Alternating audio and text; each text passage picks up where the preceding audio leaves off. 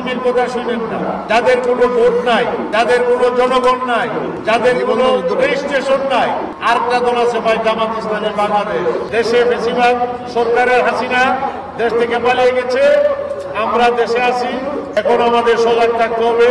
আগামী নির্বাচন পর্যন্ত কৃষক দল সহ বিএনপি, আমরা তারেক রহমানের নেতৃত্বে যারা আছি, সবাই ঐক্যবদ্ধভাবে পাহারা দিয়ে আগামী নির্বাচন পর্যন্ত মাঠে ময়দানে আমরা ঐক্যবদ্ধভাবে থাকতে হবে। আমাদের মধ্যে কোনো হানাহানি মারামারি করলে হবে না। আমাদের মধ্যে যাতে কোনো অবস্থাতে ফেসিবাদের লোক ঢুকতে না পারে সেই দিকেও সজাগ রাখতে হবে।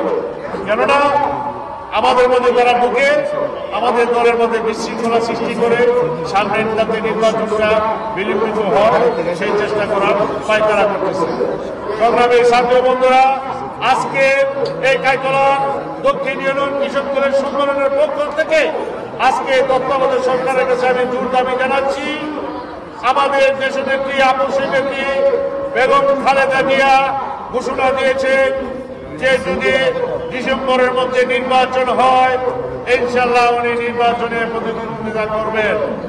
তাই আর কাল বিলম্ব না করে ডিসেম্বরের মধ্যে নির্বাচন ঘোষণা দেওয়ার জন্য আজকে কাইতলা দক্ষিণ ইউনিয়ন কৃষক দলের সমাবেশ থেকে আমি তত্ত্বাবধায়ক সরকারের কাছে জোর দাবি জানাচ্ছি।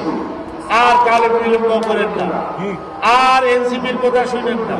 যাদের কোনো ভোট নাই, যাদের কোনো জনগণ নাই, যাদের কোনো রেজিস্ট্রেশন নাই। আরেকটা দল আছে ভাই, জামাত ইসলামী বাংলাদেশ।